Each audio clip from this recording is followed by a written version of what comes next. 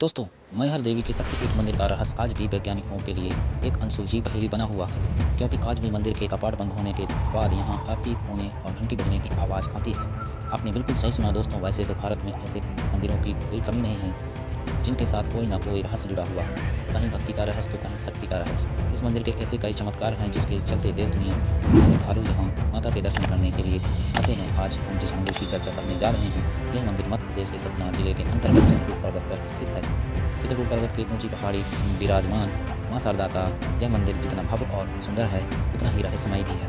मैहर मंदिर के बारे में कुछ रहस्यमयी और अद्भुत रोचक तथ्य आपके सामने प्रस्तुत करने जा रहे हैं। इसके हैरान कर देने वाले रहस्य को अगर आप नहीं जानते तो हमारे साथ वीडियो के अंत तक बने रहिए। दोस्तों, इनके अन्य शक्तिपीठों में से एक मां शारदा के इस मंदिर में दिन के समय भक्तों की भारी भीड़ रहती है, लेकिन रात में होते ही इस मंदिर के कपाट यानी दरवाजे बंद कर दिए जाते हैं। ऐसा इसलिए क्योंकि सदियों से यह मां शारदा के परम भक्त उनकी पूजा करने आते हैं। कहा जाता है कि कोई भी व्यक्ति इस मंदिर में रात को नहीं रुक सकता। अगर कोई रुकता है तो उसकी मौत हो जाती है। रात होने पर इस मंदिर के कपाट बंद हो जाने के बाद पुजारी पहाड़ से नीचे चले जाते हैं। इसके बाद वहाँ पर कोई नहीं रह जाता। कहा जाता है कि मंदिर के कपाट बंद हो जाने के बाद अंदर से घंटी और पूजा करने की आवाज़ आती है। लोगों का कहना है कि मंदिर बंद हो जाने के बाद शारदा माँ के परम भक्त आला और उदल इस सुबह की पहली आरती करते हैं। दोस्तों, जान लेते हैं और आला और उदल आखिर कौन थे। आला और उदल दो भाई थे जो बुंदेलखंड के महोबा के वीर योद्धा होने के साथ साथ राजा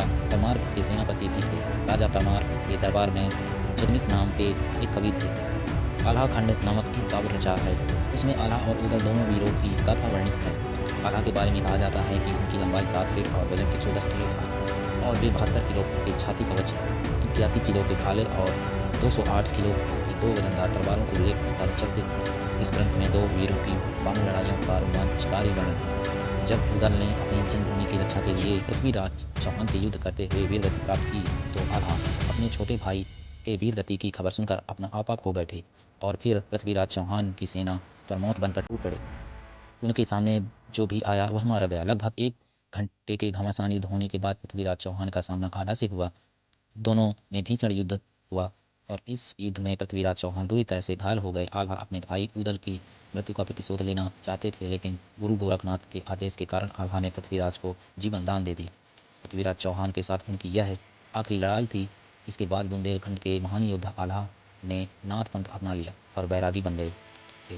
दोस्तों, यह भी कहा जाता है कि दोनों भाइयों ने ही सबसे पहले जंगलों के बीच शारदा देवी के इस मंदिर की खोज की थी। इसके साथ ही आल्हा और उदल ने यहाँ 12 वर्षों तक माता की कठोर तपस्या की।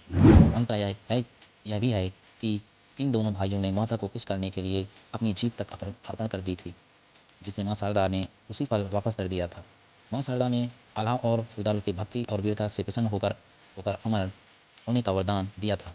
आल्हा और उदल मैहर माता के परम भक्त थे और यही कारण है कि वे आज भी इस मंदिर के अदृश्य रूप में आकर माता की पूजा करते हैं। मंदिर परिसर में तमाम ऐतिहासिक महत्व के अवशेष आज भी आल्हा और उदल पृथ्वीराज चौहान की आज भी आल्हा और पृथ्वीराज चौहान की युद्ध की गवाही देते हैं और इसके चारों ओर प्राचीन धरोहरें बिखरी पड़ी हैं।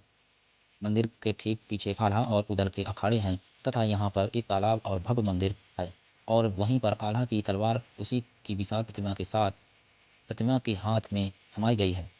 आपको यह जानकर आश्चर्य होगा कि माँ शारदा के आदेश से आल्हा ने अपने हथियार शारदा मंदिर पर चढ़ाकर नोक टेढ़ी कर दी थी, जिसे आज तक कोई सीधा नहीं कर पाया है। दोस्तों, यह मैहर मंदिर के महंत बताते हैं कि अभी भी माँ शारदा का पहला श्रृंगार आल्हा और उदल ही करते हैं और जब ब्रह्म मुहूर्त में शारदा मंदिर के पट खोले जाते हैं तो कुछ न कुछ रहस्यमय अजूबा